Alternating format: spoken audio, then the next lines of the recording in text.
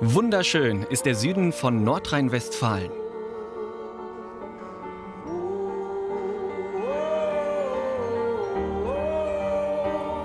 Kommen Sie mit, ich zeige Ihnen das Sauerland. Wir sind unterwegs rund um die Sauerländer Seen. Großartige Natur werden wir erleben. Abenteuer in den Bergen und auf dem Wasser. Die Sauerländer sind ständig dabei, sich etwas Neues für die Besucher einfallen zu lassen.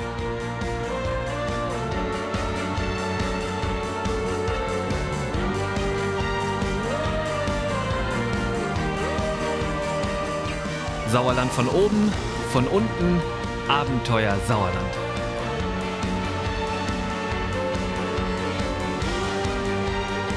Und das sind unsere Stationen. Wir reisen um den Bigge, Sorpe und Möhnesee. Außerdem sind wir zu Besuch an der Lenne und am Freizeitparadies Willingen.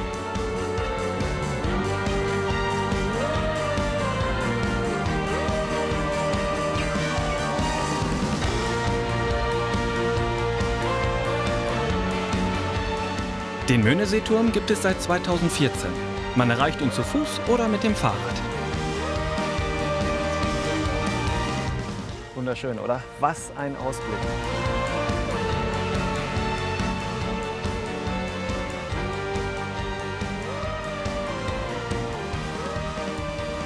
Und hier sieht man auch direkt den Charme des Sauerlandes, wie ich finde. Das Wasser, die Weite, die Wälder. Und ich würde sagen, jetzt direkt rein ins Abenteuer. Die Stauseen und Talsperren des Sauerlandes dienen als Trinkwasserspeicher, dem Hochwasserschutz und zur Energiegewinnung. Und sie machen die Landschaft noch schöner, als sie sowieso schon ist.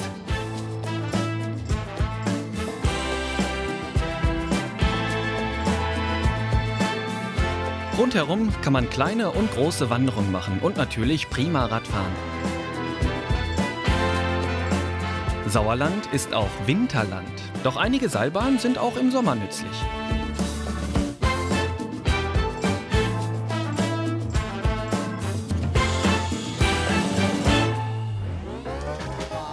Die Sauerländer sind schon seit ewigen Zeiten Tourismusprofis. Vor allem nach dem Zweiten Weltkrieg wurden jede Menge Campingplätze, Hotels und Pensionen gebaut. Und die Leute kamen.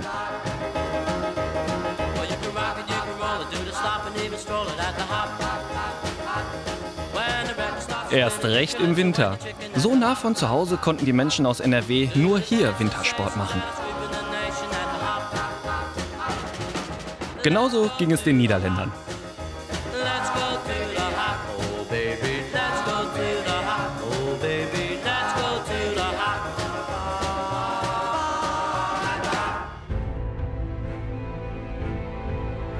Wo im Winter Ski gefahren wird, kann man von Mai bis November Mountainbike fahren.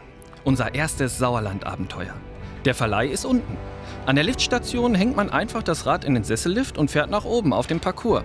Echt praktisch.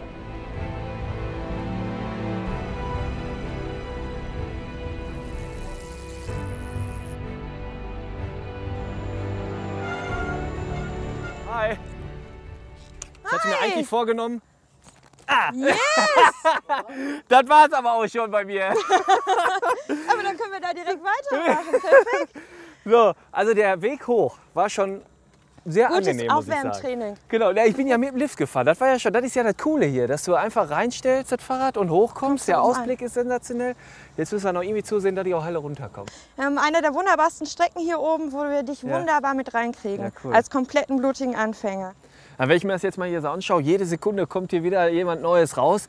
Kann man sagen, das Sauerland ist tatsächlich so ein Mountainbike-Paradies, oder? Absolut. Ja? Und das hat sich die letzten Jahre so gemacht. Dänemark, Belgien, Frankreich. Wir haben sogar Leute aus der Schweiz hier vertreten, die extra hier hochkommen. Ja. Du hast innerhalb von 30 Kilometern 3 Bikeparks plus die ganzen Trails. Wir haben den Rothaarsteig, wir haben im Brilon den Trailpark, wir haben im Winterberg den Trailpark. Ja. Also du hast ja locker 200 Kilometer Strecke innerhalb von 30 Kilometern, die du fahren kannst. Krass.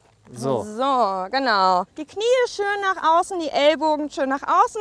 Der Luca fährt jetzt einmal vor und dann fährst du schön in der Kurve nach. Okay. Sobald du dich in die Rechtskurve legst, geht das Knie mit, in die andere Kurve genau dasselbe. Okay. Ja? Alles klar. So, Luca. dann starten wir mal.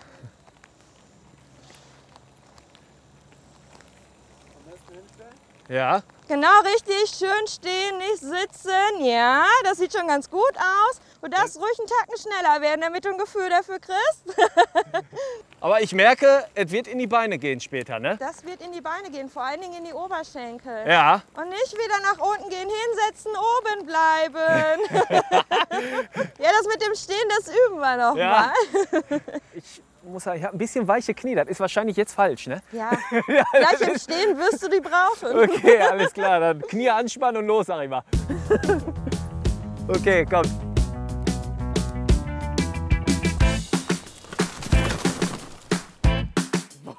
Alter!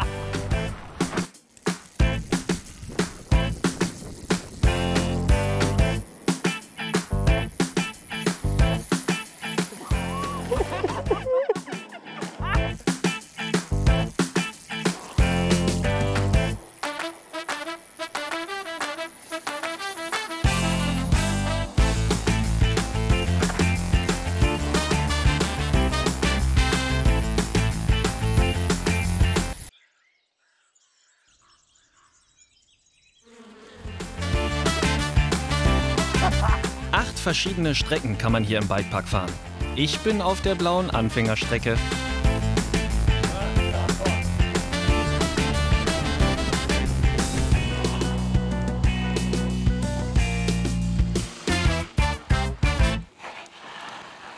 Jo, mega. Also das waren jetzt ja 3-4 Minuten, ne? Aber meine Beine. Das kommt morgen erst. Boah, heftig. Also das ist nicht einfach. Man denkt, es geht bergab. Aber das war doch heftig. Ja. Aber macht richtig Spaß. Ich habe schon eine leichte Ahnung bekommen, was euch das Ganze gibt, aber trotzdem noch mal gefragt, so, was ist Mountainbiken für euch? Ich glaube, das kann man gar nicht in Worte fassen. Das lebt man einfach. Das ist pure Leidenschaft. Ich mache das schon seitdem ich klein bin und das begleitet mich mein Leben lang. Und ich hätte auch niemals gedacht, dass es so populär irgendwann wird. Ja. Man war so anfangs immer das einzige Mädel, mittlerweile siehst du 20, 30 rumfahren. Ja. Und das ist total klasse. Ja. Ich feiere das total, da geht mein Herz auf. Luca, was ist das für dich? Für mich ist das mittlerweile einfach ein Lifestyle geworden. Mit meinen Freunden einfach in den Wald zu gehen, Sprünge zu bauen, die Welt in anderen Augen zu sehen. Ja. Und seitdem ich angefangen habe, Mountainbike zu fahren, hat sich mein Leben drastisch verändert. Krass, ja, kann man echt so sagen, ja cool. Ich meine, man muss natürlich auch dazu sagen, da gab es die eine oder andere Stelle, die war so ein bisschen knifflig, sag ich mal. Habt ihr euch mal irgendwas getan oder mal irgendwie Verletzungen zugezogen? Letztes Jahr erst die Schulter, die hält immer noch aus, aber das würde mich niemals davon abhalten, jetzt wieder neu zu starten. Okay. Das macht einen nur noch stärker. Okay. Das ist mehr Herausforderung, absolut. Alles klar.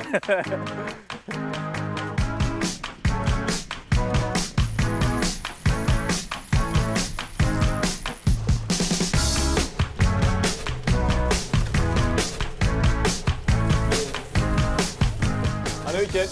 Hallo. Hallo. Normalerweise heißt es ja erst die Arbeit, dann das Vergnügen. Ne? Beim Mountainbiken ist es andersrum, oder? Erst Vergnügen und dann die Arbeit. Ne? So richtig schlimm ist es aber nicht.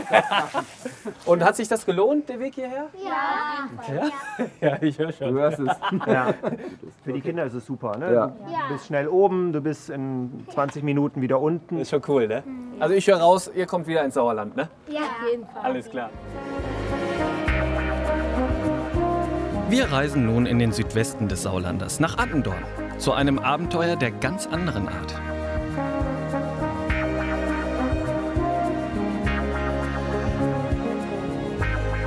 Jetzt geht es weniger um die Kraft in den Beinen, sondern um den Kopf. Seit einigen Jahren ein Riesentrend, das Waldbaden. Hallo Katrin, grüß dich. Hi Daniel. Na? Wo kommt das her, Waldbaden? Aus Japan. Aha. Und ich versuche den Menschen immer so ein bisschen ein paar Tipps und Tricks mit auf den Weg zu geben, dass man einfach so zwischendurch so Brücken einbaut im Alltag, damit man immer mal wieder sich erholt und regeneriert, weil das viele Menschen einfach verlernt haben. Ja.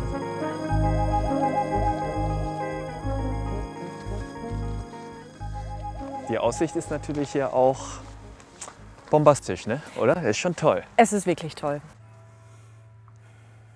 Und jetzt ist unser Fokus auf Sehen. Jetzt schau mal, Daniel, wie viele Grüntöne du hier siehst. Und einfach nur die Grüntöne sehen. Du musst sie nicht zählen, du musst nicht gucken, ob die schön sind, ob die dir nicht gefallen. Einfach nur gucken. Ja. Aber weißt Wie viel du, Grün? was interessant ist? Als du gerade gesagt hast, guck dir mal die Grüntöne an. Es ging sofort bei mir im Kopf, ich habe sofort angefangen zu zählen. Das ist so in einem drin. Sofort eine Aufgabe suchen, Genau. sofort wieder machen, tun. Ja, und ein Ergebnis haben. Und ein Ergebnis haben Und das wollen. brauchen wir aber nicht hier. Okay, also wir das ist es. brauchen kein Ergebnis, Ja. wir gucken nur. Ja.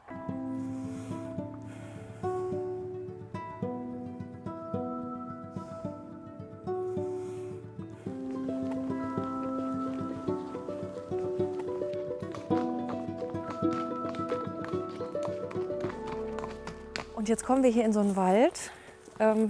Den finde ich total klasse. Der ist dunkel, der ist moosig, der ist so, ja, wie schon mal auch das Leben. Das hat aber auch was Schönes und wenn wir jetzt wieder zurückgehen würden, kämen wir wieder in das Helle. Und ich sage immer, Sie können teilweise im Leben selber entscheiden, wollen Sie an diesen dunklen Stellen stehen bleiben oder möchten Sie sich weiter auf den Weg machen, wieder zu dem Schönen hin. Ja. Also da sind wir ja, ne, wir können das ja ein Stück weit selber entscheiden. Ja, Nicht in allen Lebenssituationen, es gibt auch unveränderbare Dinge, ne, ganz klar. Aber es gibt so viele Kleinigkeiten im Leben, wo wir die Möglichkeit haben, aktiv zu werden. Ja.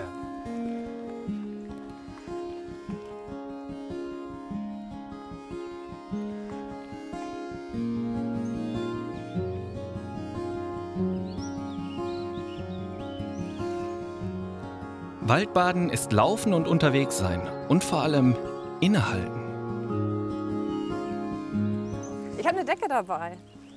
Bitte schön. Danke. So, und jetzt hast du natürlich ein bisschen komischen Untergrund. Das wird nicht so sein wie zu Hause bei dir im Bett, aber das gehört ja auch dazu. Und dass du dich einfach hinlegst. Guck nach oben, guck dir die Farben an. Spür deinen Rücken, hören.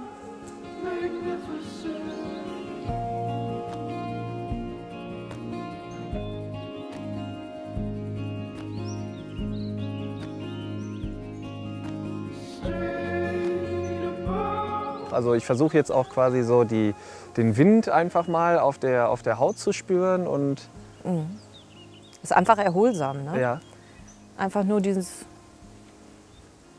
Glück spüren. Also so empfinde ich das immer. Ja, ist ein ruhiges, besinnliches Abenteuer, so möchte ich es Ja, bezeichnen. ja.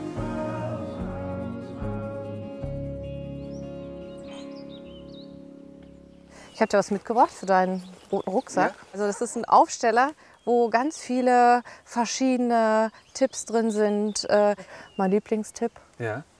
Dankbarkeit. Genau. Ich richte den Blick auf die guten Dinge im Leben und bin dankbar dafür. Ja. Merke ich jetzt schon, weil ich bin dir sehr dankbar. Das Ich war dir echt auch. toll. Das war super. Vielen, vielen Dank. Packe Ja, ich bei uns in den danke. Rucksack. Danke. Und wenn Sie den Rucksack gewinnen, würde ich sagen, wird das Leben auf jeden Fall ein Stück weit positiver und achtsamer für Sie.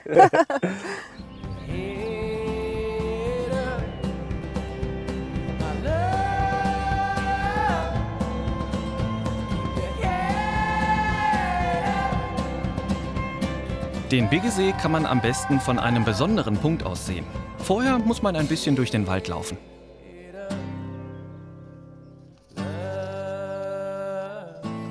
Jetzt schon steil bergauf hier, ne? Ja, ist schon ein bisschen weit.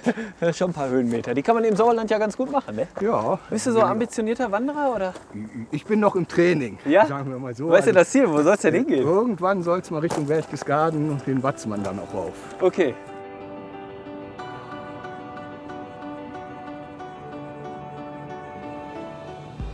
Und? Was sagst du? Hat Cool, sich oder? gelohnt, der Aufstieg. Auf jeden Fall. Ist es wert. Boah.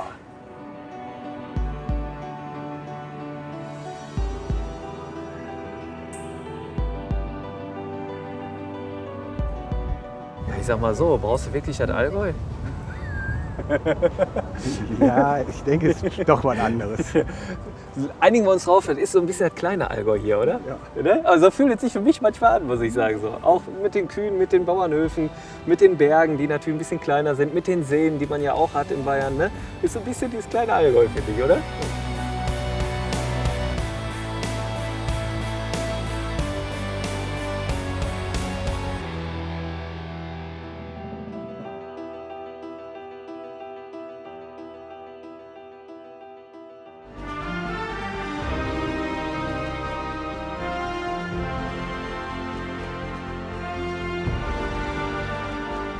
Es gab im Sauerland auch ein Leben vor dem Tourismus. Im Bergwerk Ramsbeck wurden vom späten Mittelalter an Blei- und Zinkerze abgebaut. Zu Hochzeiten gab es hier 2000 Arbeiter. 1974 war dann Schluss. Aber clever wie der Sauerländer nun mal ist, hat er aus dem historischen Ort mittlerweile eine Touristenattraktion gemacht. Mit der originalen Grubenbahn aus den 1950er Jahren können Besucher heute in den Dörnberg einfahren.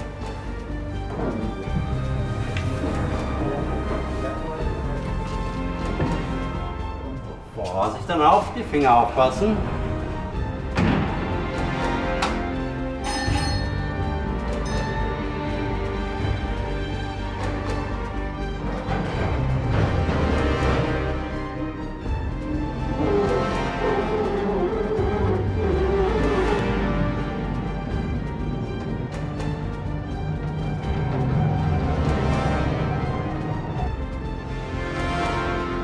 Die Bahn fährt 1,5 Kilometer in den Berg rein, 300 Meter unter der Erde beginnt die Führung durch die Stollen.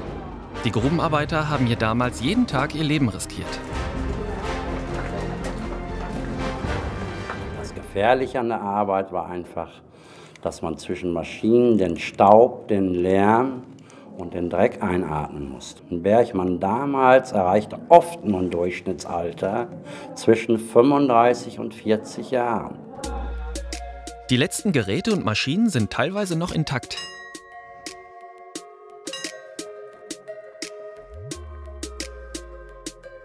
Die heilige Barbara ist Schutzpatronin der Bergleute, genau wie die heilige Barbara im Turm eingesperrt war. So wurden auch manchmal Bergleute unter Tage eingesperrt. Geschichten gibt's in jedem Besucherbergwerk zu hören. In Ramsbeck aber bekommen die Gäste nach der Führung ein 3-Gänge-Menü serviert. So, sehr geehrte Gäste, ich darf euch recht herzlich begrüßen mit dem Bergmannsgruß Glück auf unter Tage. Wir freuen uns, dass ihr hier seid. Ich wünsche guten Appetit und viel Spaß.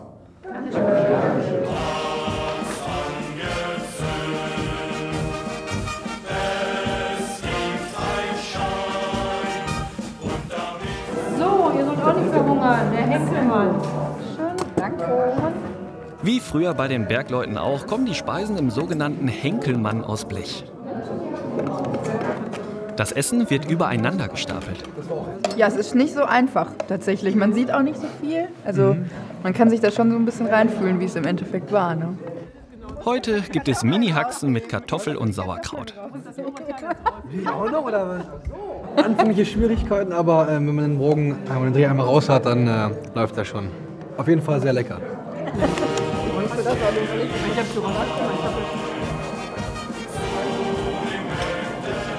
Das finde ich total schön mit den Kerzen und die Atmosphäre und so.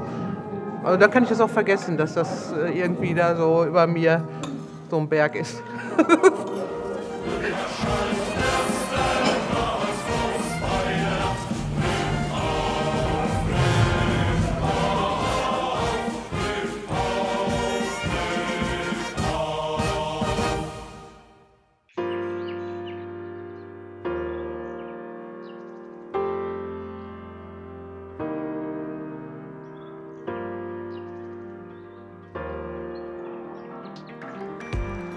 Heute geht's Richtung Sorpesee. Der liegt rund 10 Kilometer südwestlich von Arnsberg und ist der tiefste Stausee im Sauerland.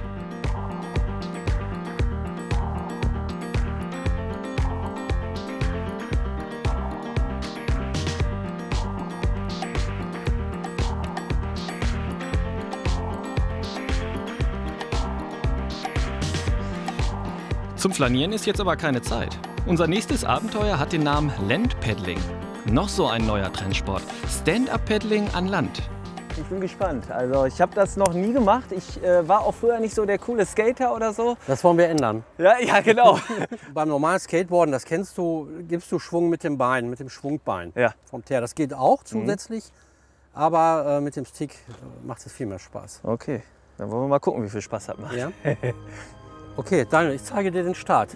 Vordere Bein ein bisschen mehr belasten als das hintere Bein. Ja. Der obere Arm ist immer gerade. Kurz vor den Rädern mit reichlich Abstand, ganz wichtig, aufsetzen. So, und dann ziehst du dich an dem Stick nach vorne. Etwas in die Knie gehen. Und wenn du bremsen willst, einfach den Stick runterdrücken. Wunderbar, ja, ich bin gespannt. Habe ich noch nie gemacht, aber ist eine tolle Herausforderung. Schönes kleines Abenteuer. Vor allem mit dem Ausblick hier, der Sorpesee, sensationell, oder? Ja, ein bisschen Abstand nehmen, sehr gut. Sieht schon richtig gut aus. Blick nach vorne. Ja. Ja, und jetzt versuch mal zu bremsen mit dem Stick. Hervorragend.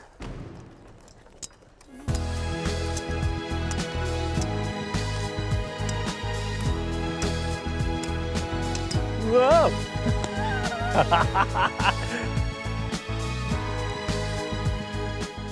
So, jetzt lass dich mal ein bisschen rollen, nimm den Stick hoch und dann fahr mal eine Kurve. Geh mal ein bisschen in die Knie. Genau, immer den Körperschwerpunkt über der Brettmitte halten. Das ist wichtig. Ja.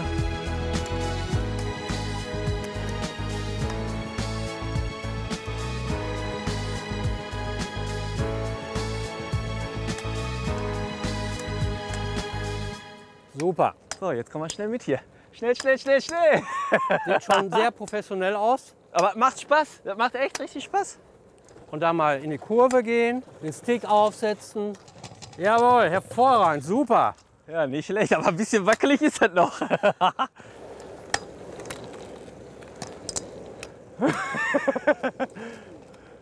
So, Mirko, weiter geht's. Da hinten kommen die Mädels. Jetzt müssen wir kurz einen zeigen hier. Genau.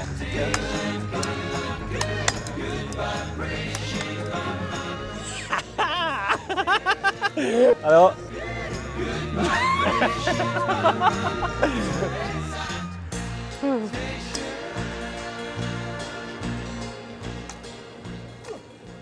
Aber macht echt Spaß, muss ich wirklich sagen. Erste Erfahrung jetzt, richtig cool. Also auf jeden mal eine Fall. ganz andere Art der Fortbewegung. Ist es denn auch so, dass man sich hier im Sauerland oder die Leute, die im Sauerland leben, auch was Touristisches anbieten, dass sie sich auch regelmäßig neue Dinge, so wie sowas, einfallen lassen Ja, müssen? absolut. Ja? Auf jeden Fall. Ja? Also wir sind bei allen Trendsportarten, in Fun-Sportarten sind wir mit ganz vorne im Sauerland. Ja. Uncool, haben kein Paddel. Absolut. Absolut.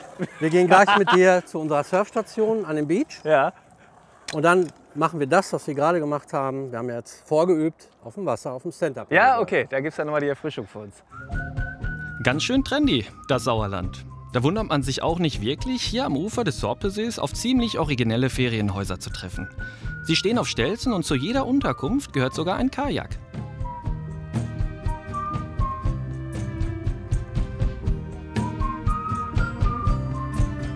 Nordic Style ist halt in.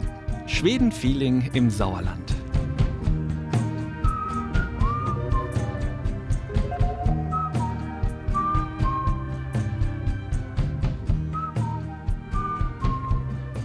Eigentlich wohnst du ja da, wo andere Urlaub machen, ne? Das ist so. Also ich liebe meine Heimat und habe sie lieben gelernt auch, muss ich ehrlicherweise Warst du mal sagen. weg aus der Heimat? Oh, ich habe in Griechenland auf Rhodos gearbeitet als Surfinstruktor. Am Gardasee schon und auch an der Ostsee. Auf Fehmarn öfter. Wo man ja eigentlich sagen würde, auch alles super Orte. Super ne? Reviere, super Orte, schon viel gesehen. Aber immer wieder stellen wir fest, wie schön es hier daheim ist. Und was wir hier eben alles Tolles machen können bei uns. Ja.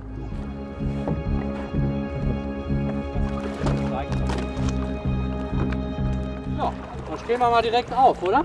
Okay.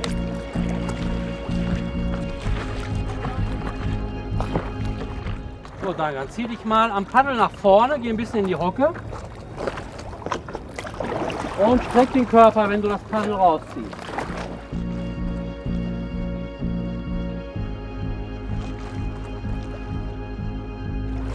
So, korrigiere nochmal deine Fußstellung, Daniel. So, ja, Füße parallel zum Griff. Ja. Ja, den linken noch ein bisschen ran. Okay, so ist gut.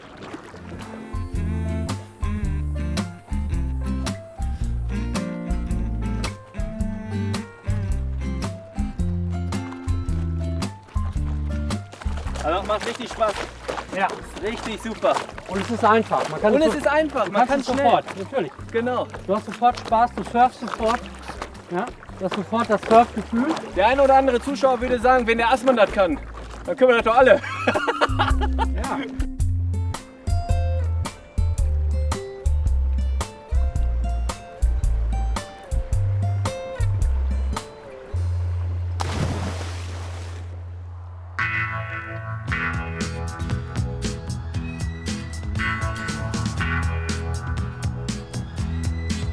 Es geht weiter in den Süden.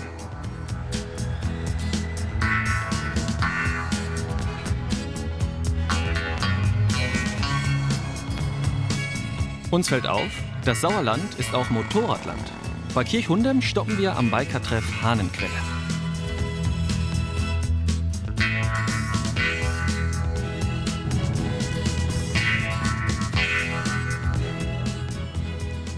Ich sehe, Tank ist nur noch halb voll hier, ne? Ja, ist aber auch alkoholfrei. Ja, okay. Deine Nummernschild verrätst. Du kommst aus Gelsenkirchen? Oder? Jein. Jein. Ich bin gebürtig aus Gelsenkirchen, mein Sohn kommt aus Gelsenkirchen, ich wohne jetzt in Oberhausen. Okay. Ja, was macht das Sauerland für Motorradfahrer so beliebt? Weil wenn man hier unterwegs ist, an jeder Ecke sieht man Motorradfahrer. Was hat das Sauerland? Hier ist nicht so viel Verkehr wie im Ruhrgebiet, hier sind bessere Kurven, hier ist mehr Schatten, liegt ein bisschen höher und ist ein bisschen kühler.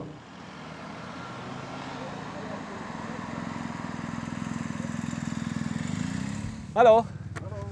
Schönes Teil, sieht super aus. Sie kommen aus den Niederlanden, ne? Ja, stimmt. Was gibt Ihnen denn hier das Sauerland? Meine Familie findet Wanderungen machen ganz schön. Ich bin ganz begeistert vom Motorradfahren. Und ja, die ganze Mischung ist natürlich total toll. Ja. Und es ist auch für uns ziemlich einfach hier zu kommen, weil es ist nur 320 Kilometer. Ruckzuck da, ne? So mit das Auto oder, ja, das geht mit 3-4 Stunden sind wir hier. Ja. Und ja, es macht uns ganz viel Spaß hier. Wir sind so, ich denke, so 10-mal pro Jahr hier. Und fahren Sie denn immer alleine oder fährt auch mal jemand mit?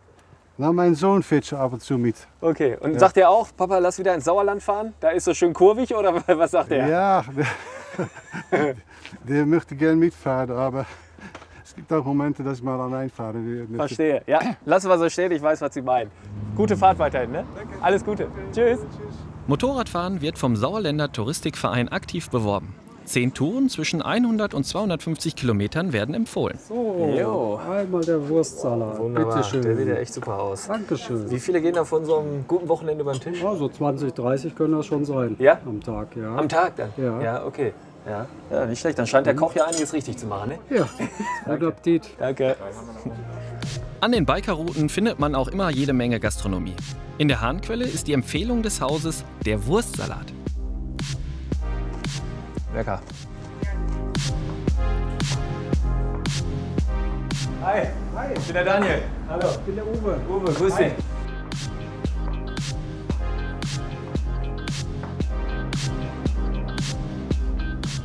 Ich brauche ja immer was für meinen Rucksack, ne? Ja. Und das Rezept von diesem Wurstsalat, der echt lecker war, das wäre natürlich auch nochmal toll. Ja. Also ich denke, ich frage mal, ne? Auch wenn du ein Messer in der Hand hast. Können wir bestimmt mit hinkriegen. Ja, wäre das eine Möglichkeit, eventuell das Rezept mit in den Rucksack zu kriegen? Bestimmt. Ja? Das wäre doch toll. Ja, wunderbar. Das war doch wirklich ein netter und vor allem auch leckerer Zwischenstopp. Rezept haben wir auch abgestaubt, kommt für Sie in den Rucksack. Und weil wir jetzt hier nicht nur einmal gehört haben, wie schön es ist, im Sauerland Motorrad zu fahren, packe ich Ihnen auch noch eine Motorradkarte gleich mit dazu. Also immer gute Fahrt und viel Spaß auf 2 Rädern hier im Sauerland.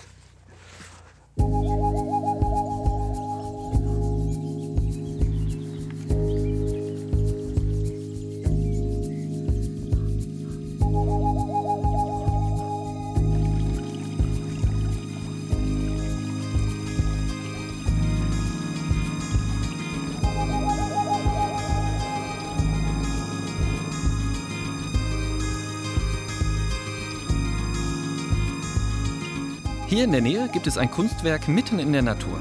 Im Sauerland gibt es nämlich auch eine Kunstroute. Das ist der sogenannte Waldskulpturenweg.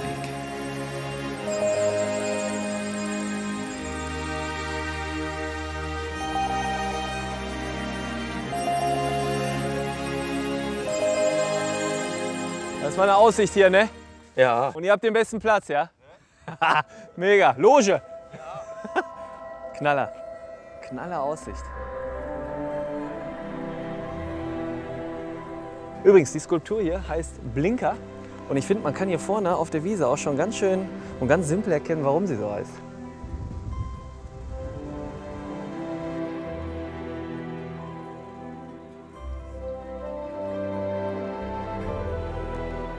Blinker 2 besteht aus 196 polierten Edelstahllamellen, die an einem Stahlgerüst befestigt sind.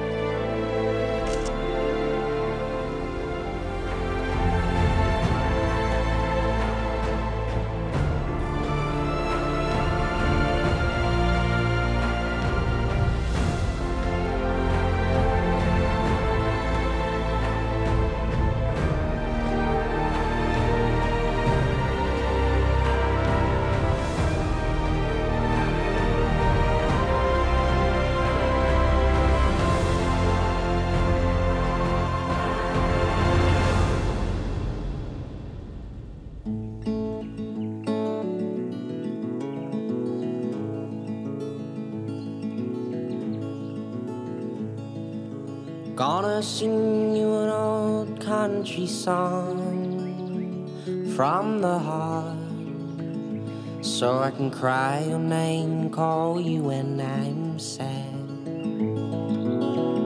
When you have gone and run so far from me in the trees, so far.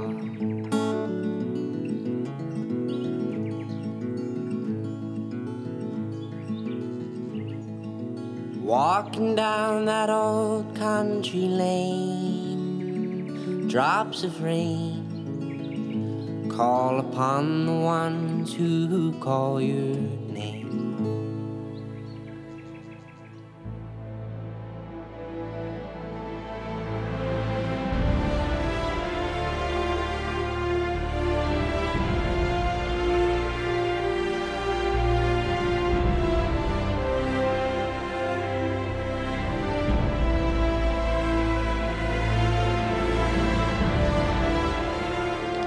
Da oben thront sie über der Stadt, die Burg Altena. Für mich gibt es jetzt zwei Möglichkeiten, dort hochzukommen. Entweder klassisch übers Kopfsteinpflaster den Berg hoch oder eben erlebnisreich durch einen alten Luftschutzstollen. Der wurde nämlich umgebaut zu einem Erlebnisaufzug.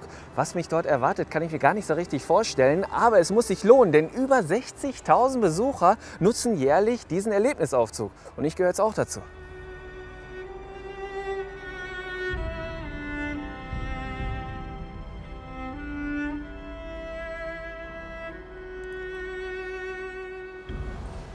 Willkommen, werte Gäste, auf meiner Burg.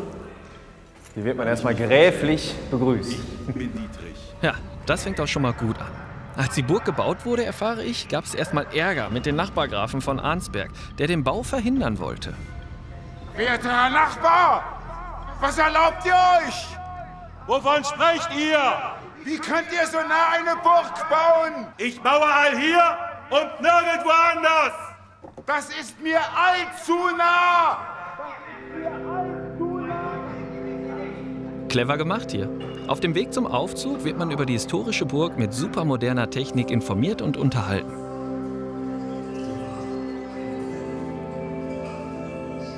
Das war zu... Nee.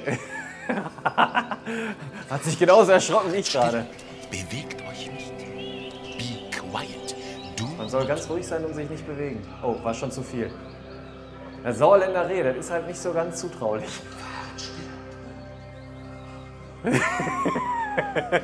Ja, okay. Sind wir kurz Freunde geworden. So, Vorsicht, jetzt wird's nass.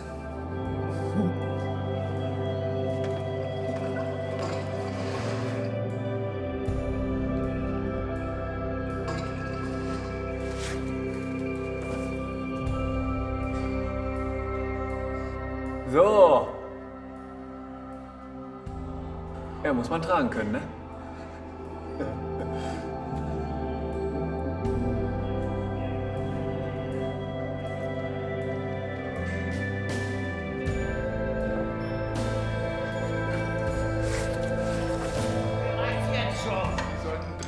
Ich gehe mal kurz vor, ne? Wann kommt denn nun diese Kiste? Sollte man nicht zuerst einstecken. Schau dich erstmal im Spiegel an.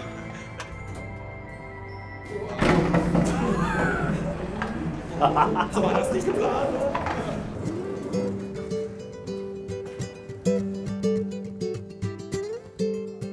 Ein kleines multimediales Abenteuer möchte ich bezeichnen. Schön, habe ich so nicht erwartet.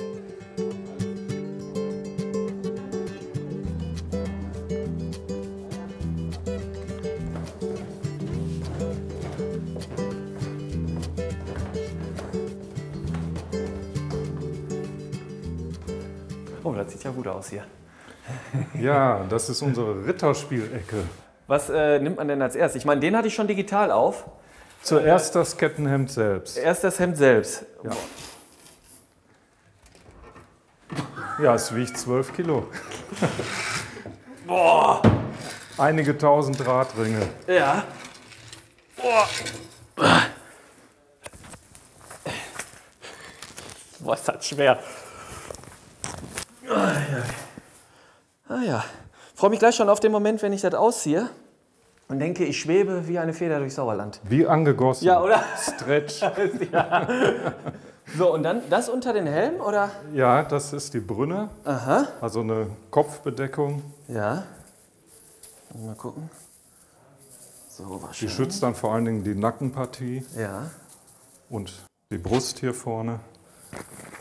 Und darüber kommt jetzt noch der Spangenhelm. Boah. Also wie konnte man denn so kämpfen, frage ich mich gerade. Das war ja erst die halbe Ritterkleidung. Ja. Darüber kam ja noch die Rüstung. Boah, das ist ja der Wahnsinn.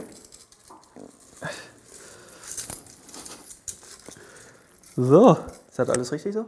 Ja. Mit der Gardine hier vorne? So, ein bisschen weiter vielleicht runter, dass die Nase von der Spange bedeckt wird. Aber so ungefähr. Ja, oder? Sieht doch schon gut aus. Bitte einmal hinknien. Ja. Mensch, dass ich das noch erleben darf. Ritter Daniel. Ja.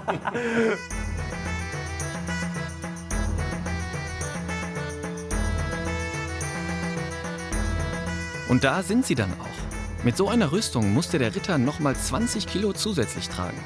Die historischen Stücke hier stammen aus ganz Deutschland. Das Motto der Dauerausstellung auf Altena lautet: Ritter, Schmiede, Wandersleute. So, jetzt wird's spannend wieder, meine Damen und Herren.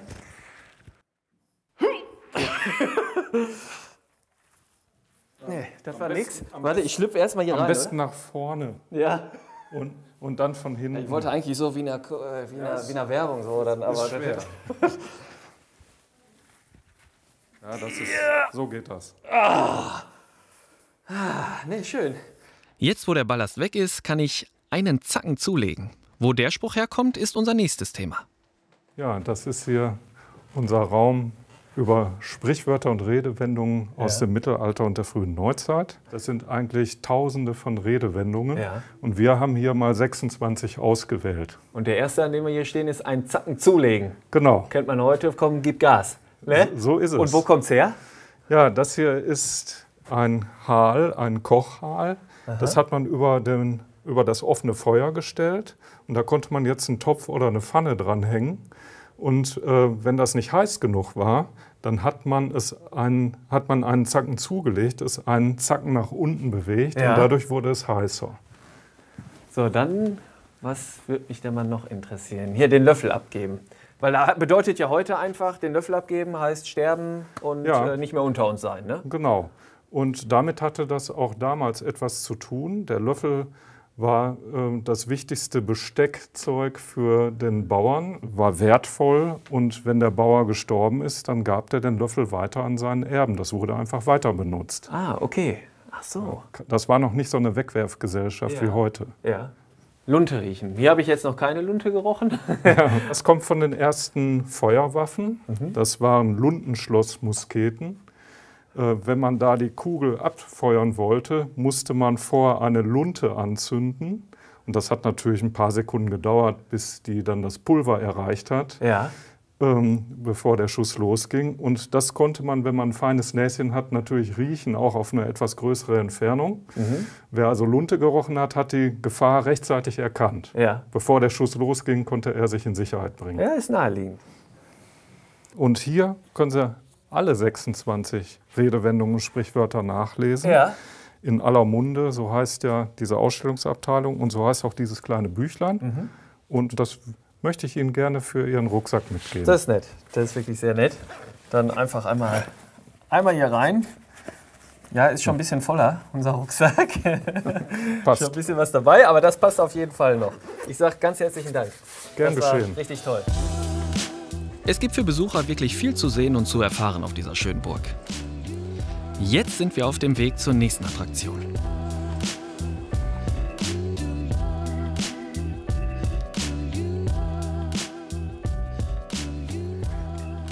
Die meisten, die Altena hören, denken wahrscheinlich als erstes an die Burg Altena. Aber es gibt ja auch etwas an der Burg, das ist wirklich einzigartig. Das weiß nicht jeder. Und zwar gibt es hier die älteste Jugendherberge der Welt. Hier hat alles angefangen von Richard Schirmann. Der hat 1914 hier diese Jugendherberge errichtet. Und ich wollte Ihnen das unbedingt mal zeigen. Schauen Sie mal hier, die Betten, wie das damals aussah. Sie sehen schon, es ist etwas dunkler hier. Und wenn man ein wenig größer war, konnte man die Betten hier aufklappen. Natürlich wurde auf Stroh geschlafen und hier seine Füße rausbaumeln lassen. Und kommen Sie mal mit hier hinten. Hier war der Mädchenschlafsaal. Und ganz früher war es hier so, dass hier nur ein Vorhang war. Aber dann, habe ich mir sagen lassen, kam der damalige Pastor vorbei und hat gesagt, so geht's aber nicht, meine Damen und Herren. Und dann wurde irgendwann diese Wand hier, diese Trennwand eingebaut. Einmal Probe liegen auf Stroh. Ich persönlich bin ja auch nicht wirklich groß und komme hier schon an meine Grenzen, sage ich mal. Die Füße stoßen schon unten an. Und wenn ich mir jetzt vorstelle, Richard Schirmann ist davon ausgegangen, dass man mit einer Schulklasse so 35 Kilometer wandert und dann hier eben auf Stroh schläft. Sollte man heute mal der einen oder anderen Klasse sagen, ne? Bis 1958 war die alte Jugendherberge in Betrieb. Heute gibt es im unteren Burghof eine modernere Version.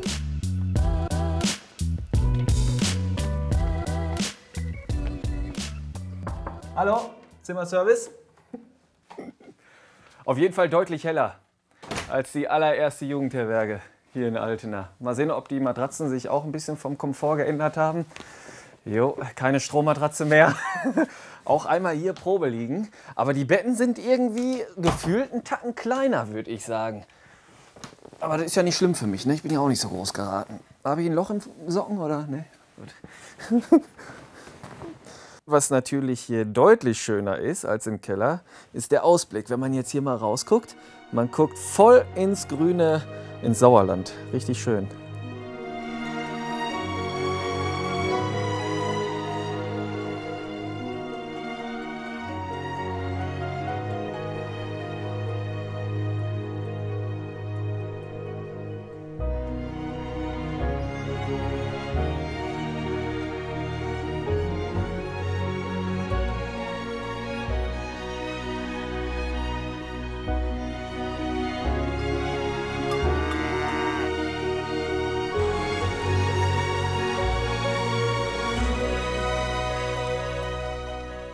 Am nächsten Morgen fahren wir nochmal Richtung Schmallenberg, tief in die Wälder des Sauerlandes hinein.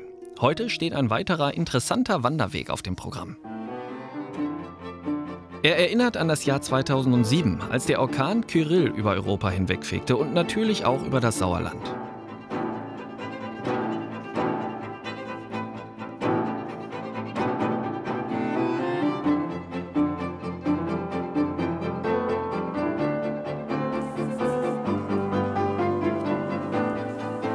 Hallo Herr Schmidt. Ralf. Ralf, ja, sehr gut. Ranger Ralf. Ranger Ralf, Ranger ist das so? Ranger Ralf und Danger Daniel, sehr gut.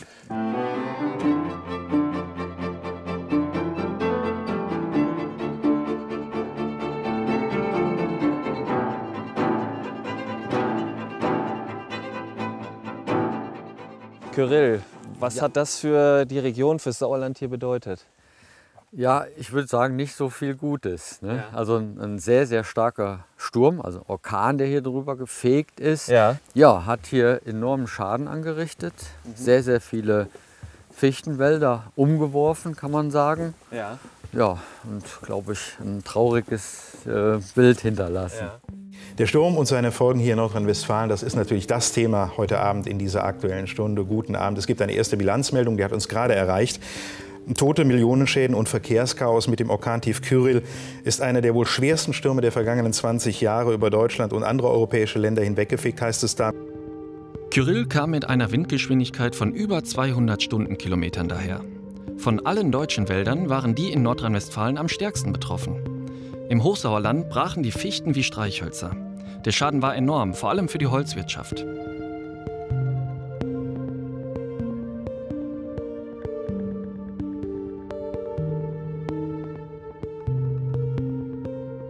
Ralf Schmidt war bei den Aufräumarbeiten dabei. Liegt es auch an der Fichte, dass Kyrill quasi so viel hier zerstören konnte überhaupt? Oder? Ja, die Fichte ist ein Flachwurzler und zu der Zeit hatten wir auch sehr nasse Böden und das führt dazu, wenn dann ein starker Sturm ist, dass die Fichten aus der Wurzel gehoben werden. Ja. Also die Fichte ist hier vom Menschen hingebracht worden, die gab es ursprünglich nicht hier. Natürlich hat die wirtschaftlich einen hohen Wert, die Fichte. Ja, und der Sturm hat sie leider umgeworfen, überwiegend so 80- bis 100-jährige Fichte. Ja, und was man hier, glaube ich, ganz gut erkennen kann, hier kommen auch Baumarten, die hier ursprünglich auch früher gestanden hat, nämlich wie die Rotbuch oder Bergahorn und so weiter. Das heißt jetzt, wird die Natur der Natur überlassen einfach hier oder wird hier auch noch reguliert? Nein, also wir regulieren hier auf dieser, ist relativ kleinen Fläche nichts, weil wir genau das zeigen wollen, was die Natur möglicherweise von ganz alleine schafft. Ja, also ich finde jetzt gerade hier an dem Teil oder an dem Stück hier zumindest genauso entwurzelt worden. Der liegt seit 13 Jahren genau so, wie er hier umgefallen ist. Und ich glaube, die Natur hat ihn jetzt schon ganz schön eingenommen. Ja, man kann ihn kaum noch erkennen, aber die Natur kann mit so einem Sturm sehr gut klarkommen. Ja, okay. Aber das ist total interessant, wie man so sieht hier, wie das Moos sich da breit macht. Farne kommen da raus. Die Wurzel an sich wird auch von neuen Pflanzen irgendwie besiedelt. Ne?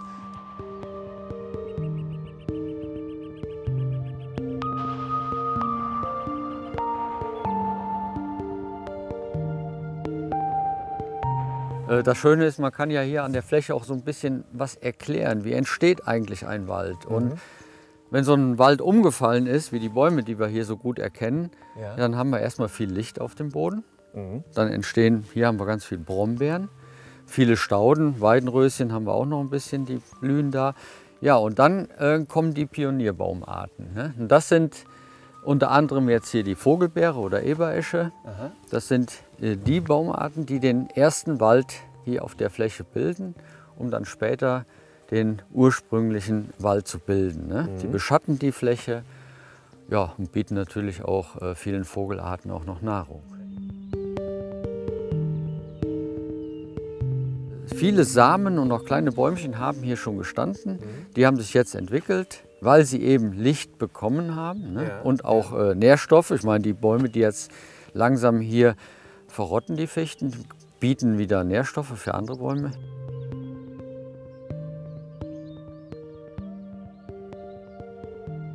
Das sind so vom Specht, ne? Aha. Also wenn man sowas sieht, da hackt er drin rum und holt sich die Maden da raus. Ah ja. Hier kommen die Pilze. Genau, Baumpilze zersetzen das Holz. Ja. Ja.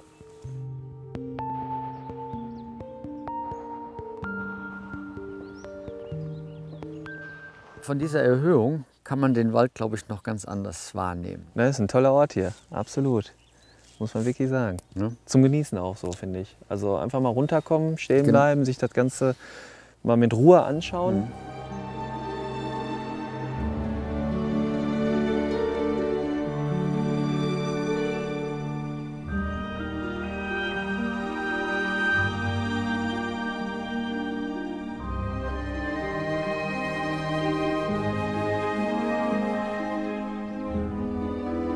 Viele sagen auch danach, also ich bin ganz anders hier rausgekommen, als ich reingegangen bin. Ja.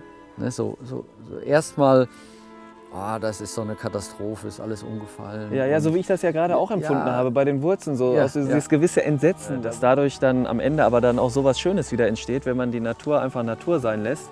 Das dann eben, dann kommt man, wie du wahrscheinlich sagst, mit dem Gefühl, mit einem ganz anderen Gefühl heraus. Man kommt wieder mit einem anderen Gefühl heraus.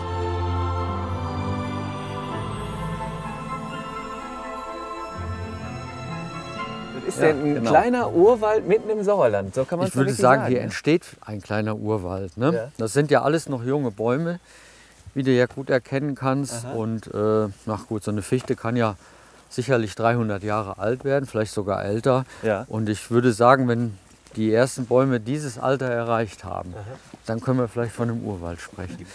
In Deutschland selber gibt es, man kann sagen, im Prinzip keine Urwälder mehr. Ne? Macht dich das so als Naturfreund und Naturliebhaber, macht dich das traurig oder wie stehst du dazu, dass es das eben nicht mehr gibt? Ja, es macht schon traurig, dass es sowas nicht mehr gibt, weil ich würde es gerne in Deutschland auch mal erleben. Aber es macht mich auch froh zu sehen, dass es mittlerweile Flächen gibt, die sich selbst überlassen werden. Und dann entsteht der Urwald eben. Ich werde es wahrscheinlich nicht mehr erleben. Ja, okay. Ja. Das ist das. Ne? Aber du hast zumindest dann hier auch deinen Beitrag dazu geleistet. Das kann man sagen, ne? So viel. Ja. So viel. Ja. Aber ich habe es. Ne? Ich habe es.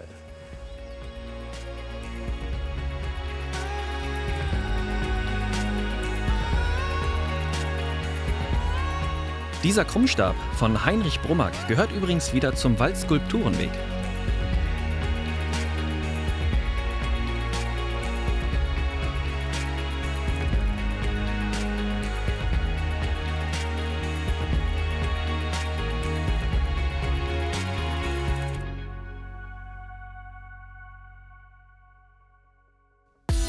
Nächster Halt Winterberg.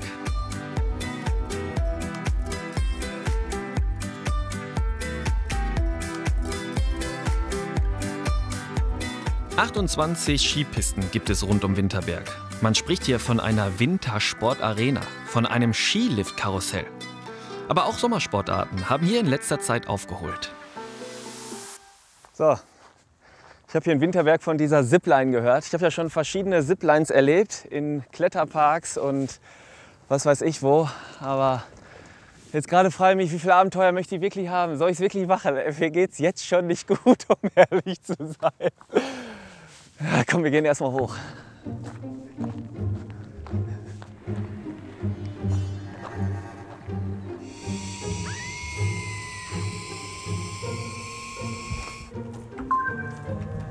Jetzt darf ich auch noch hier rein. Hi, grüß dich. Ich habe Rucksack gegen Sicherheitsgeschirr eingetauscht. Das ist ein guter Deal. Ja, ne? Definitiv die bessere Wahl zum Überleben. So, du setzt einmal den Helm auf. Ja. Mit dem Schriftzug nach vorne. Aha. Wofür braucht man eigentlich einen Helm bei der Nummer? Wir haben ja ab und zu Vögel im Winterberg rumfliegen, die schützen dich vor dem Vogelschlag. Ach, tatsächlich? Ah, krass. Okay. Ansonsten ist der einfach obligatorisch. Alles klar. Gut. So. Weißt du, runter kommen sie alle. Ja, nee, ist klar. Oh, man spürt schon seinen Herzschlag. Oh mein Gott. Gibt es auch schon mal welche, die da oben stehen und sagen, nee, komm, ich gehe wieder runter? Ich mache das so, dass wenn ich merke, dass jemand wirklich Höhenangst hat oder sich sehr unsicher ist, mache ich das Passwort Käsekuchen. Ja. Und wenn das Wort Käsekuchen fällt, dann gehen wir ohne weitere Kommentare nach unten. Ja. Aber bis jetzt hat das Wort Käsekuchen keiner rausgekriegt. Marmorkuchen, Kirschkuchen, Streuselkuchen, aber das war leider das falsche Passwort. Alles klar. Okay, Käsekuchen, Käsekuchen, Käsekuchen. Nee, gut, wir probieren's. Alter Belly, ey. Da. Ja, hack mich mal lieber ein. Komm, Safety first. Ja. Damit du mir schon mal nicht abhauen kannst. Ja. So, das ist der erste Karabiner. Ja. Du stellst dich jetzt einfach mal bitte ganz entspannt hin. Ja. So. Ganz entspannt, sagt er. Ganz entspannt. Ja. So, Julian, ich würde dann gerne fliegen. Okay, Mittelstation ist frei, Strecke gelb bzw. rot ist auch frei. So, ich habe hier eine leicht nervöse Person auf gelb. Kannst du das nochmal korrigieren? Sag mal, sehr, sehr nervöse Person. Ich löse die Sicherung. Und ich wünsche einen guten Flug. Danke. So, wir starten in 3, 2, 1.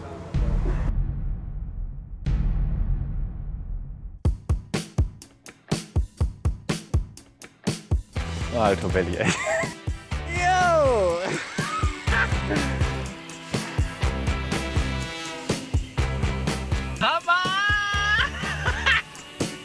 Mega! Der Knaller! So, festhalten bitte. Jo. Wunderbar. Mega! Hammer! Mein Sohn wird jetzt sagen, nochmal! Ich sag Hallo okay, und tschüss! mit nem Gruß aus der Achterbahn. Und ich fühl mich gut, denn es fühlt sich so gut an.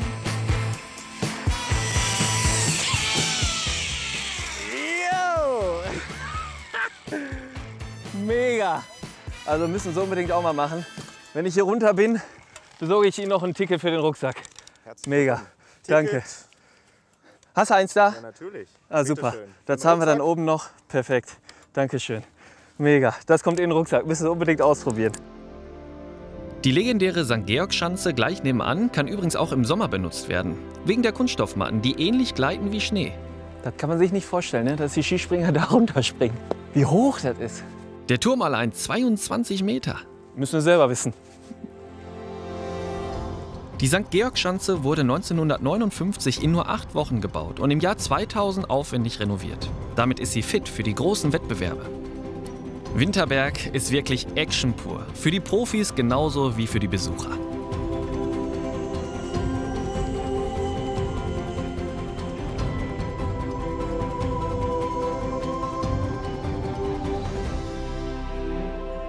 Jetzt bin ich in Winterberg. Für mich gefühlt ja irgendwie so die Hauptstadt des Sauerlandes. Und ich habe mir sagen lassen, hier gibt es einen Ort, da ist man ruckzuck in den Niederlanden. Keine Ahnung, wie das gehen soll. Also Klein-Holland mitten im Sauerland. Das schauen wir uns jetzt mal an. Auf dem Parkplatz des Hotels Brabanda fallen die holländischen Nummernschilder auf. Innen dann weitere Beweise.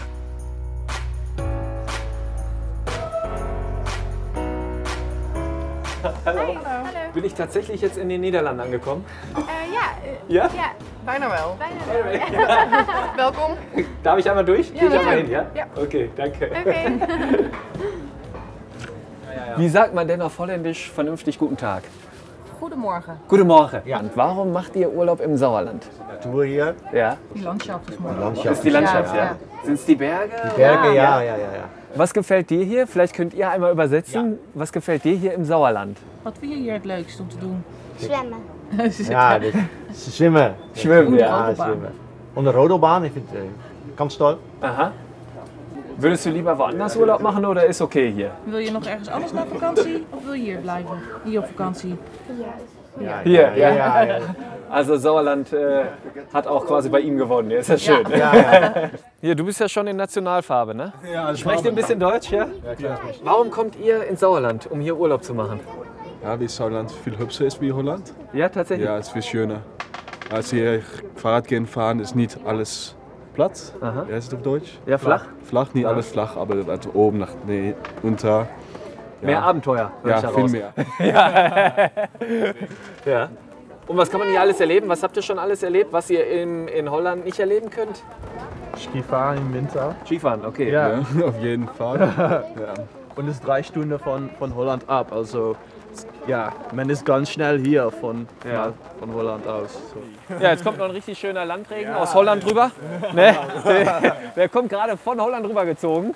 Und ich wünsche euch auf jeden Fall einen schönen Urlaub. Ja, danke. Danke, ciao.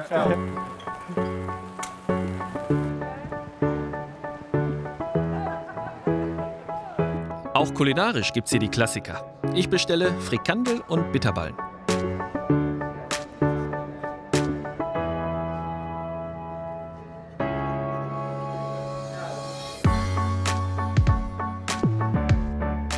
Wie ist das entstanden hier? Also meine Eltern, die haben vor 34 Jahren haben die hier angefangen, in 86, haben in Holland alles verkauft. Also die kommen beide aus Holland. Die haben hier ein kleines Hotel mit 8 Zimmern angefangen. Am Anfang nicht unbedingt nur auf die Holländer spezialisiert, aber das hat sich so ergeben. Die Kultur war damals noch komplett anders und da haben viele Deutsche gesagt, okay, ich wollte jetzt nicht unbedingt bei einem Holländer wohnen. Ja. Und da haben wir gesagt, okay, oder meine Eltern, wir spezialisieren uns jetzt auf die holländischen Gäste. Ja. Und das ist jetzt ausgewachsen zu einem ziemlich großen Betrieb mit 360 Betten und alles drum und dran, Après-Ski-Hütte, natürlich das holländische Pfannkuchenhaus, also alles, was so dazugehört. Mittlerweile kommen auch immer mehr deutsche Gäste, aber ich sag mal, diesen holländischen Flair, den haben wir immer noch. Eine Frage kann ich mir nicht verkneifen, wenn jetzt Europameisterschaft, Weltmeisterschaft ist, gibt es ja auch Public Viewing bei euch, oder? Das ist ja gerade bei den Holländern so eine Sache. Wenn Holland mitspielt natürlich, das okay. ist so eine Sache. Oder wenn es auf jeden Fall ist.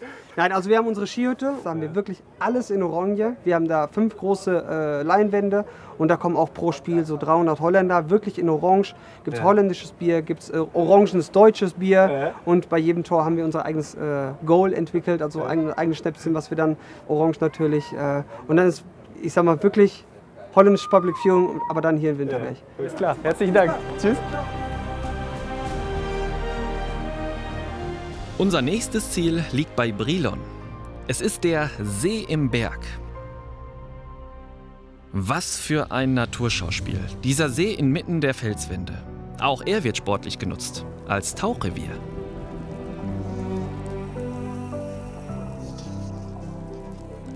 Das ist ein alter Steinbruch, nachdem praktisch die Abbaugesellschaft nicht mehr tiefer abgraben konnte, hätten sie jetzt in die Breite gehen müssen und das wollten die umliegenden Bauern nicht und somit wurde das Projekt eingestampft, dass hier kein Stein mehr abgebaut wurde und nach und nach ist der See halt vollgelaufen mit Wasser. Das heißt, Anfang der 90er waren hier nur 20 Meter und nach durch Regen und ein bisschen Grundwasser ist er halt vollgelaufen.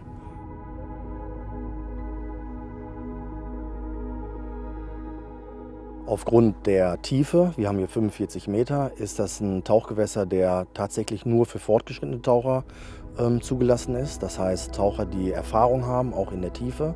Wenn man sich die Außengegebenheiten anschaut, dann sieht man, dass wir reine Steilwände haben und so geht es unter Wasser auch weiter. Wir haben verschiedene Gegenstände versenkt, ein Boot, ein Wohnwagen, ein Trabi, Röhren zum Durchtauchen und das macht das natürlich interessant.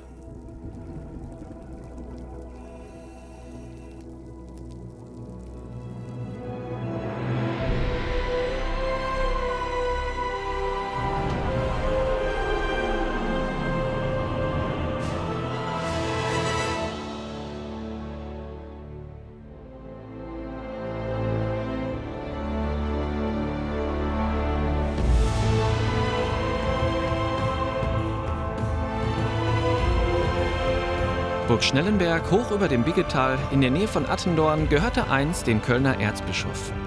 Seit dem 16. Jahrhundert gehört es der Familie von Fürstenberg-Herdring, die 300 Jahre darin wohnte.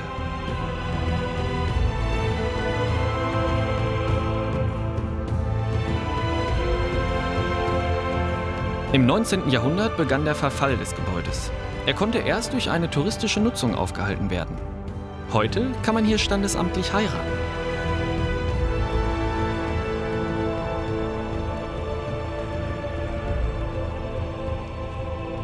Außerdem gibt es hier ein Hotel und ein Restaurant.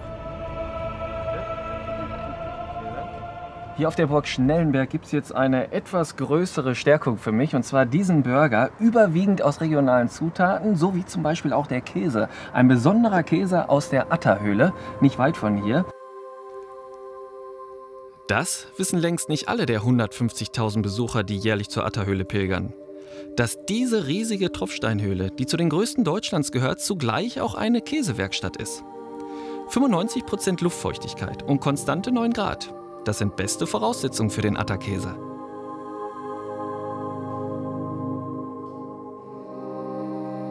Der Atterkäse wird in unserer hauseigenen Käserei hergestellt. Und nach der ersten Trocknung kommt er dann für 3 bis 4 Monate in einen separaten Stollen, wo er dann seine nötige Reife und Würze erhält.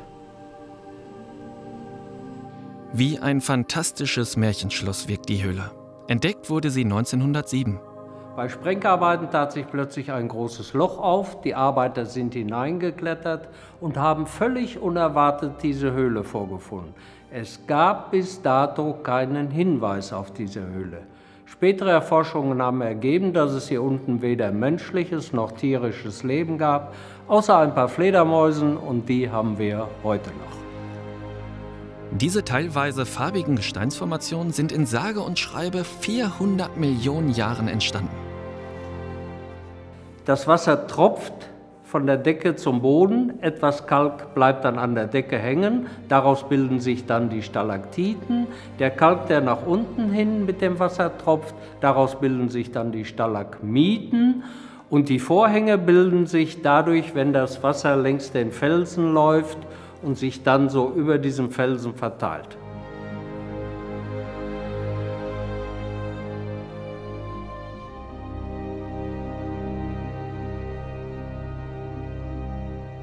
Und hier ist er nochmal, der Atterkäse aus der Atterhöhle. Kommt für Sie auch in den Rucksack, aber keine Sorge, nicht so, sondern in Form eines Gutscheins.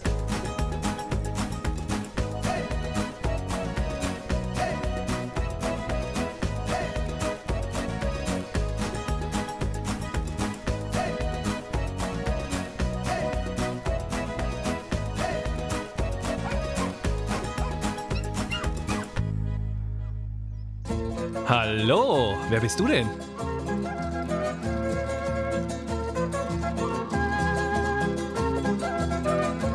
Carina Filusch macht ihre 3 Alpakas und 2 Lamas gerade fein fürs Spazierengehen. Da wollen wir doch mit. Das ist doch mal wieder eine andere Art von Abenteuer.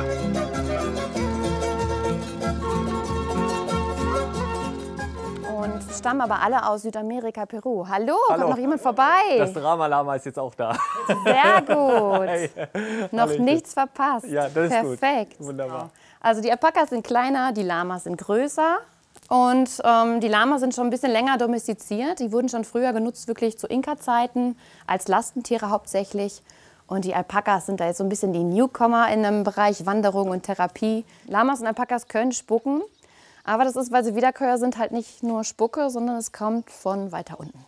Ja, um das jetzt mal ganz nett zu sagen. Hat dann am Ende die Farbe eures T-Shirts, oder? Ja, ja? Genau, Ja, genau. Aber ihr könnt aufatmen. Lamas und Alpakas spucken nicht die Menschen an. Und das hier ist der Edelbert. Das ist der Herdenchef, der geht gerne immer vorne. Daniel, wie wär's? Herdenchef gerne. heute? Ja, auf jeden Fall. Warte, ich komm einmal hier Super, rum. genau. Guck mal, ob der Edelbert was von dir nimmt. Einmal Freunde machen. Schon mal ein bisschen skeptisch, vielleicht auch später. Nee, möchtest du nicht? Vielleicht braucht er ein bisschen Zeit zum Warmwerden. Einfach ziehen, wenn er nicht will? Ja, am oder? Anfang musst du den ein bisschen überzeugen. Das Ja? ist halt Ja, der Chef, komm. ne? Der braucht am Anfang einen starken Willen. Genau. Der Edelbert ist ein ganz toller Läufer. Also den schnappe ich mir auch schon mal einfach so und Edelbert, gehe mit komm. ihm spazieren. Ja. Oder mal mit den Hunden. Jetzt stelle ich mir das so vor, du läufst zum ersten Mal mit einem Lama oder Alpaka bei euch durchs Dorf. Genau. Was haben denn da die Nachbarn Freunde gesagt? Also die haben schon gedacht, ich wäre ein bisschen verrückt. Ne? Ja. Das stimmt schon. Ja, wir haben mit 3 Alpakas gestartet. Ja. Und da waren unsere Kinder auch noch relativ klein. Also ich bin immer mit dem Kinderwagen und Alpaka halt unterwegs gewesen. Es gab schon viele dumme Gesichter, auf jeden Fall. Ja. Mittlerweile hat man sich daran gewöhnt und das ist schon fast normal, dass oft auch einfach ja, der Bus hält und schaut auf der Weide, ne? Oder einfach Spaziergänger vorbeikommen und mal fragen, ob sie die Tiere sich anschauen können. Ja, ja. Genau, es ist jetzt schon normal geworden fürs Dorf. Man Ja. sagt, das ist jetzt unser Aushängeschild für Kükelheim. Ja, ist tatsächlich so, ja? Ja, genau. Okay. Ja. Ja, lässt man sich denn Ja. auch immer wieder hier im Sauerland was Neues einfallen, um für Gäste, Touristen, aber auch vielleicht für Einheimische irgendwie was Neues bieten zu können? Also ich glaube, generell ist das schon der Fall. Bei uns war es jetzt so, dass es eher Zufall war. Also mein Mann kam auf die Idee, Carina, wir können doch mal Alpakas halten. Wir haben so viel Weidefläche und Platz, das wäre doch was. Und ich habe gedacht, nee, Tiere? Ja. Nee, ich weiß nicht. Ne? Und so kam irgendwie eins zum anderen. Und ich hätte mir auch nicht am Anfang vorstellen können, dass wir das wirklich anbieten als Wanderung und öfter mal Gäste mit dabei haben. Aber es macht Spaß, es ist toll.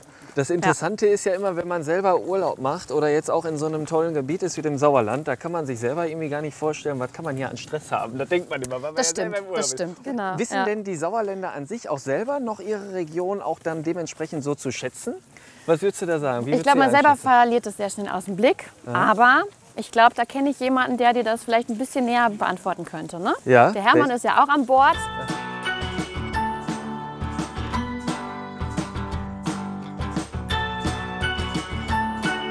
So, ich habe hier noch ein bisschen Treibstoff. Mal sehen, ob er was möchte. Guck, will er nicht? Ja. Ja. Klappt doch schon So, besser. so ist gut. Kann Ja. weitergehen. Komm. Ja, ich gebe seit 9 Jahren ein Sauerland-Magazin heraus mit dem Sauerländer Namen Woll. Ah ja. Ja, das gehört dazu Das ist- zum Sauerland. das ist ne? die Botschaft, Wie wir ja. sagen, ne, sagt der Sauerländer Woll. Der ne? sagt Woll. Ja. Nach Möglichkeit an jeden Satz irgendwo dran. Das ist eine Bestätigung oder eine Frage, wenn er es nicht verstanden hat. Ja. Aber mit dem Woll kann man so ziemlich ja, alles irgendwie betonen. Ja. Ja, wir haben ja auch versucht, es in den Duden zu bekommen. Da sind wir noch dran am Arbeiten. Ja. Weil das Moin ist drin und das Gell. Und wir sehen eigentlich nicht ein, warum das Woll nicht da drin sein soll. Ja, wenn das so herleitet ist, kann ich verstehen, Ja. absolut. Wie ist er denn so, der Sauerländer? Kann man ihn charakterisieren? Ja gut, es gibt ja nicht den. Es Genau. gibt viele Sauerländer. Alleine gibt es ja schon mal 2 besondere Unterteilungen. Das ist das Märkische Sauerland und das kurkölnische Sauerland, wo wir jetzt hier sind. Man kann schon sagen, dass das kurkölnische Sauerland auch eine ganze Menge Köln drin hat. Aha. Und es gibt ja den schönen Spruch, wir im Sauerland müssen das machen, was die Kölner versprechen. Ist sicherlich auch eine dieser schönen Übertreibungen, die man mal immer anführt, um sich so ein bisschen abzugrenzen. Gibt es denn zwischen diesen beiden Sauerlandteilen, wie du sie gerade beschrieben hast, gibt es da auch noch so eine Rivalität? Dass da gesagt wird, ich komme aus dem echten Sauerland und du aus dem anderen oder aus dem falschen? Das passiert. Ja? Also, ich bin aber in meiner Tätigkeit viel rumgekommen und ich sage immer, die besten Sauerländer sind da oben in Iserlohn-Lettmate. Unter anderem kommt dort ja auch der Rainer Hentsch her, der vor 40 Jahren dieses Sauerlandlied, mein Herz schlägt für das Sauerland. Sauerland, mein Herz schlägt für das Sauerland. Begrab mich mal am Lennestrand. Vor dem Misthaufen qualmen, da gibt's keine Palmen. Sauerland, mein Herz schlägt für das Sauerland. Aber heute gibt es kein Fest mehr im gesamten Sauerland, wo nicht irgendwann um 12 Uhr dieses, wenn man so will, Nationalhymne gesungen wird. Also ein bisschen stolz auf diese bäuerliche Art, ein bisschen robuster an die Sachen rangehen, sich aber auch nicht so wichtig zu nehmen. Und natürlich muss man sagen, eine gewisse Trinkfestigkeit kann man dem Sauerländer schon unterstellen. Ja. Nils, was meinst du dazu? Ich glaube, er ist d'accord, oder? Das sagt man ja auch, wenn ein Sauerländer nichts sagt, ist das eine Bestätigung. Also, okay. Und das größte Lob ist schon, dass es keine Kritik gibt.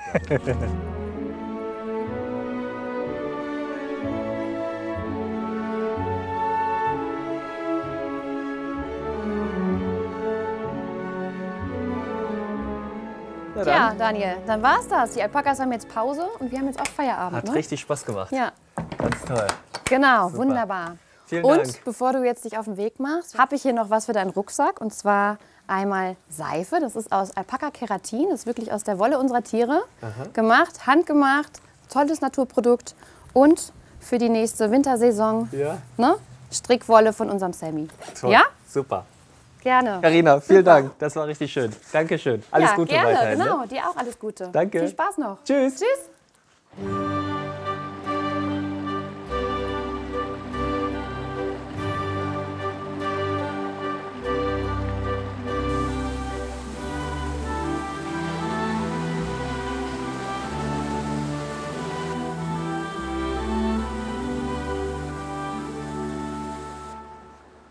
Was für eine ausgefeilte Technik die Menschen damals schon entwickelt hatten, um die Wasserkraft zu nutzen. Die Ramsbecker Mühle hatte sogar 3 Wasserräder, um Korn zu mahlen. Ein einmaliges Kulturgut wird sie genannt und wurde deshalb aufwendig renoviert.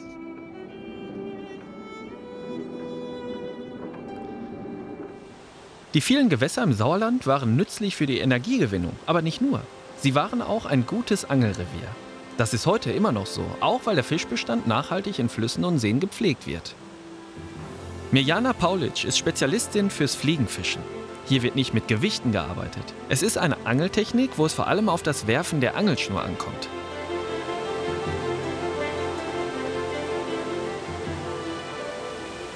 Mirjana! Hallo! Hi! Hi! Ich komme mal runter, ja? Ja, bitte. Super! Mirjana unterrichtet das Fliegenfischen und gibt für uns hier an der Lenne jetzt einen kurzen Schnupperkurs. So, direkt mal in die Lenne geplumpst. So. Ist die Lenne gut zum Fischen? Zum Ja, Fliegenfischen? eigentlich ja. Ja.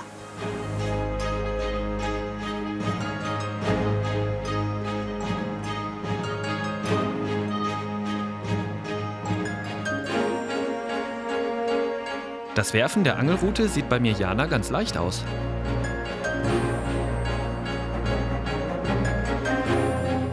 Wie lange machst du das schon? Ich fische seit ich zurückdenken kann. Ja. Ja, Also seit der Kindheit schon? genau. Als kleiner Kind habe ich jede freie Minute am Wasser oder im Wasser verbracht. Ja. Und dann immer hier auch schon im Sauerland? Oder? Nein, in Slowenien, meine Heimat in Slowenien. Also da bist du auch aufgewachsen? Genau. Aha. Zeig mir mal den Köder, den du vorne dran hast, wie der aussieht. Oder? Es ist eine Fliege, Daniel. Aber, ja, aber keine echte jetzt, ne? Nein. Es ist eine Larve. Okay. Wir nennen die Nymphe. Das ist Eintagsfliege, Eintagslarve. Ja. Und gibt es die so zu kaufen oder hast du auch manche, die du dir dann selber machst? Viele machen wir selber. Da haben wir doch einen. Krass. So, wie machst du das jetzt? Mit der Kurbel, okay. Guck Daniel, das ist eine wunderschöne Backforelle. Guck die gesunde Flossen. Ja. Diese Fisch müssen wir zurücklassen, weil ist untermäßig und deswegen soll sie weiter in Natur leben zur Reproduktion.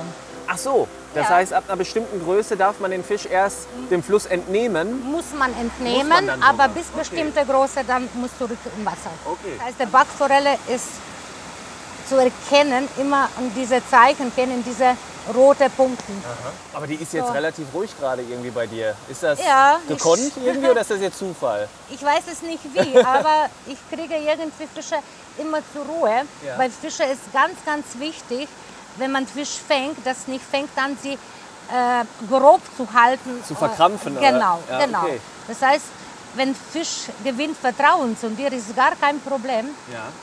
Siehst du? Schöner Fisch. Ja, dann. So, und tschüss.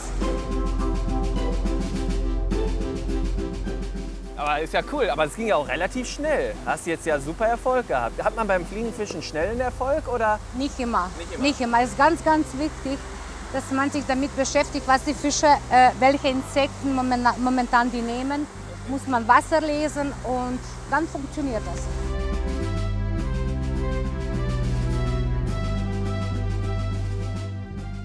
Was muss ich machen? Jetzt legst du deine Hand flach auf den Korb. Handgelenk, das du hast steif. Ne? Okay. Und jetzt stell dir vor, beispielsweise, dass hier eine große Uhr ist. Aha. Und hier haben wir 12.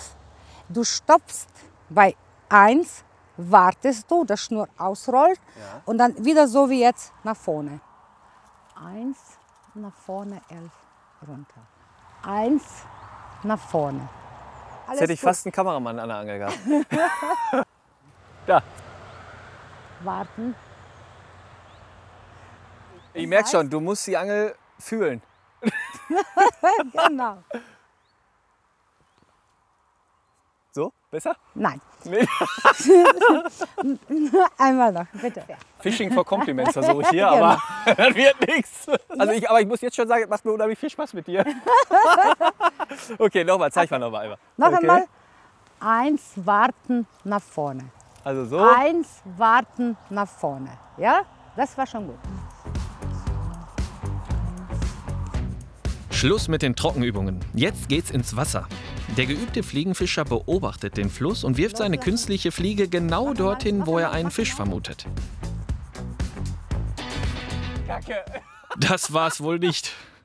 Das hast du auch noch nicht erlebt, oder? Normalerweise sagen die Leute immer, ja, die kommen dann so runter beim Fischen, ne? Ich krieg das gerade noch ein bisschen auf, muss ich ehrlich.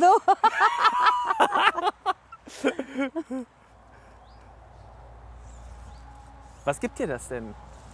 Was ist so? Mir hat es gerade erstmal Verzweiflung gegeben, ich bin ganz ehrlich. Aber was gibt's dir, das Fliegenfischen? Fliegenfischen ist mein Leben, aber das hört sich so übertrieben an. Aber ist es wirklich so? Ich weiß es nicht. Fliegenfischen ist meine Medizin, mein Stück Glück. Ja. Ein Glück, das sie seit vielen Jahren hier im Sauerland erlebt. Und dann habe ich mein erstes Fliegenfischen-Glückserlebnis.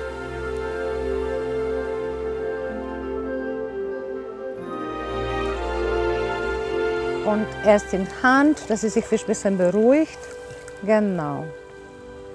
So, siehst du, sie hat keine Angst. Das ist echt krass, dass sie jetzt echt nicht, nicht zappelt und abhaut. Nein, was für eine wunderschöne Flossen das hat. Das ist ein wilder Naturfisch. Aha. Ist aber sie untermaßig, deswegen werden wir sie einfach zurückgeben in ihre Natur. Mhm. So. Und tschüss. Boah, das war schön, ja, oder? Aber das ist echt ein toller Moment, muss man wirklich sagen. Also wenn man den Fisch in seinen Händen spürt und ja auch, dass die so ruhig werden, da hätte ich nicht gedacht. Das ist alles mit der Ruhe. Du hast sie ganz ruhig berührt und die hat gespürt, keine Gefahr und deswegen war sie auch ruhig. Ja. Das ist Natur. Das ist Natur. Das ist Natur. Also jetzt wo ich dieses Erfolgserlebnis dank dir auch hatte, kann ich mir echt richtig gut vorstellen, was das so für dich bedeutet.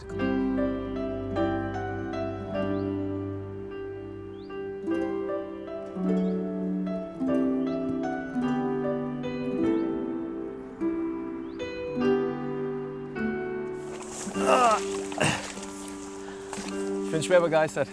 Das erste Mal überhaupt angeln gewesen, dann Fliegenfischen und dann noch mit Erfolg am Ende. Okay. Aber weißt du was, Daniel? Ja? Ich habe was für dich, für was ist den das? Rucksack, dass du immer vorbereitet bist. Ja. Okay. Nennt man das eigentlich auch dann Köder, ja, oder? Köder? Nein, oder gar nicht? Oder nein, einfach das Fliege? nennt man Fliege. Okay. Jetzt hat er keinen Fliegenfischer gehört, weil du Köder gesagt hast. Ne? Das sind die Fliegen. Ich bin ganz ehrlich, ich würde es vielleicht fast sogar am liebsten selber behalten, weil ich bin wirklich auf den Geschmack gekommen. Das hat echt Spaß gemacht, aber es kommt natürlich in den Rucksack. Versprochen.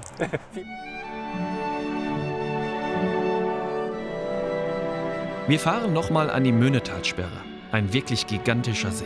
Der Fahrradweg, der um ihn herumführt, ist 40 Kilometer lang.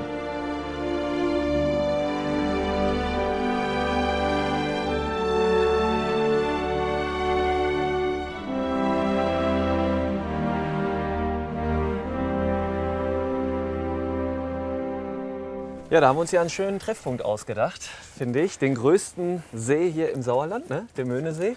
Ja. Was mir aufgefallen ist, es sind alles Stauseen hier im Sauerland, oder? Ja, es gab vorher gar keine natürlichen Seen hier im Sauerland, sondern es sind alles tatsächlich Talsperren. Ja. Der Zweck war zuerst, dass man eben Talsperren gebaut hat zur Wasserkraftanlagen. Betrieb, dass man also energetisch was machen konnte. Und der zweite große Aspekt war natürlich dann die Niedrigwasseraufhöhung der Ruhr. Das heißt, über die Talsperren gibt man dann Wasser in die Ruhr ab, damit sie dann in der mittleren und unteren Verlauf der Ruhr für die Trinkwassergewinnung zur Verfügung stehen. Ah ja. Und Niedrigwasser ist natürlich auch ein sehr aktuelles Thema, muss man leider sagen. Merken Sie das auch, dass wir momentan sehr mit Hitze und Dürre so zu kämpfen haben? Also wir merken das natürlich sofort, weil wir statistisch ja auch immer gucken, was passiert. Und wir haben die letzten 12 Jahre schon zu trockenes Wetter. Wir geben also im Moment sehr viel mehr Wasser aus den Talsperren ab. Die Ruhr hat natürlicherweise im Moment kaum Wasser im Flussbett. Ja. Und das stützen wir eben, damit ausreichend Wasser für die Trinkwassergewinnung zur Verfügung steht. Das ist ja auch ein Bild, was man mittlerweile an vielen Orten sieht, ne? Hier so diese Liebesschlösser. Haben Sie auch schon eins hingehangen, oder? Nee, wir haben keins hingehangen. Aber ich sage jetzt mal, für uns ist es ja eigentlich schön. Und wir tolerieren es gerne, wenn die Leute hier ihre Liebesschlösser hinhängen. Ja. Ich verrate Ihnen jetzt was und Ihnen nämlich auch. Damals gab es diesen Trend, nenne ich es mal, noch nicht. Mit 18 hatte ich eine Freundin hier. Im Sauerland, ja, Sauerländer Mädchen. Und wir sind auch hier häufig mal so drüber gewandert. Da gab es das noch nicht. Aber hätte es das gegeben, hätten wir wahrscheinlich auch eins hingegangen. Hätte ich jetzt mal wieder abhängen müssen. Ja. Gebaut wurde die Talsperre, weil das Ruhrgebiet Anfang des 20. Jahrhunderts einen ungeheuren Wasserbedarf hatte. 1913 war dann Einweihung. Aber schon 30 Jahre später geschah das Unfassbare. So schön wie der Ausblick natürlich hier ist und der Ort, wie ich finde, so einen schrecklichen Moment gab es ja auch mal, ne? in der Kriegszeit.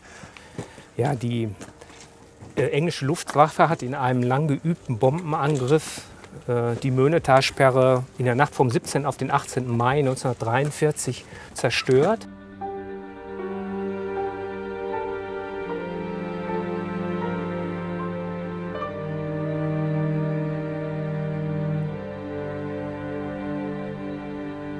Sie müssen sich vorstellen, die Flutwelle war teilweise 8 bis 9 Meter hoch. Ja. Die haben natürlich alles zermahlen mitgerissen. Die Bäume waren alle geschält bis auf eine Höhe von eben diesen 8, 9 Meter Höhe. Das ist eigentlich heute unvorstellbar. Unvorstellbar, ja. Aber schon 5 Monate nach dem Angriff war die Möhnetalsperre wieder in Betrieb. Nahezu rund um die Uhr haben Arbeiter die Mauer wieder instand gesetzt.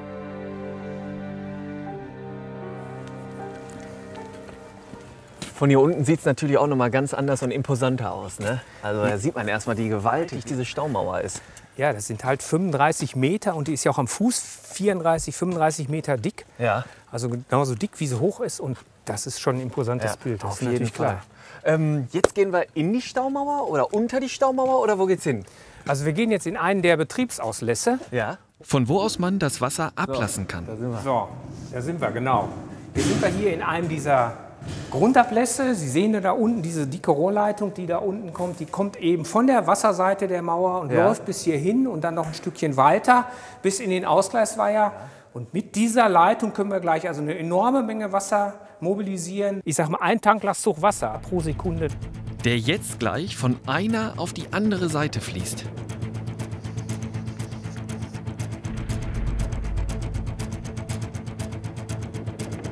Kann losgehen? Kann losgehen. Ja. Sind Sie auch bereit? Dann starten wir jetzt den größten Springbrunnen der Bundesrepublik Deutschland, hier im Sauerland. In 3, 2, 1. Wir müssen kurz Werbung machen. Nein. 3, 2, 1, los!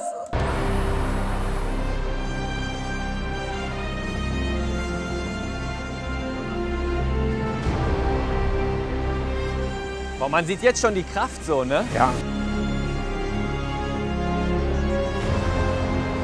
Boah, jetzt merkt man aber schon Gischt, ne? Ja, jetzt kommt schon was, ne? Das schlägt auch richtig Wellen hier unten. Ja, genau. Also.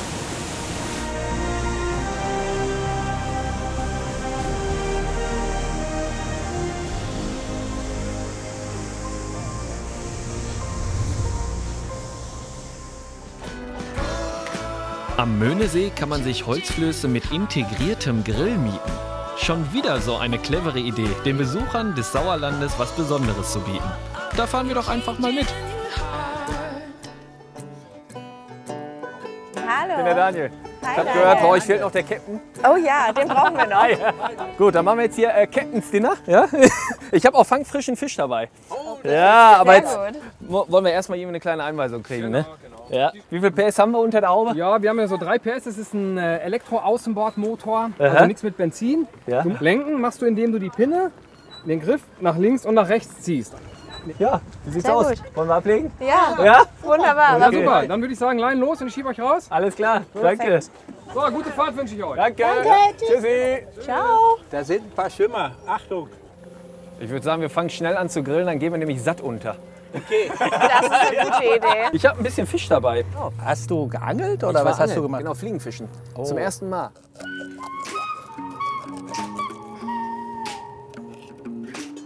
Kommt ihr hier vom Möhnesee, oder? Wir beiden kommen gebürtig ja aus Soest. Ja. Wir machen das regelmäßig mal, dass wir am freien Tag mal hier hinfahren und so ein Segelboot mieten und dann so ein bisschen schippern oder so wie jetzt. Das haben wir jetzt heute das erste Mal. Ja. Aber das werden wir mit Sicherheit noch mal machen. Toll, ja. Ich wohne mittlerweile in London, schon seit einigen Jahren, aber komme immer wieder gerne nach Hause und besuche meine Eltern. Ja, und immer wenn ich hier bin, bin ich auch eigentlich gerne mal wieder zu Besuch an der Möhne. Hier zum See fahren mit dem Fahrrad, das haben wir immer gemacht. Also solche Sachen sind besonders schön in der Kindheit und da denke ich auch immer gern zurück. Also dafür hat der Möhnesee schon viel zu bieten. Ja, ne? Und jetzt hier bei dem Ausblick grillen ist ja echt nochmal sensationell. Ja. Also echt schön. Und damit verabschieden wir uns. Im Rucksack ist das Rezept vom Wurstsalat, ein Fliegenfischset, die Alpaka-Seife und Wolle, das Sprichwörterbuch, der Gutschein für den Atta-Käse und die Zipline, die Motorradkarte sowie die Tipps zur Achtsamkeit.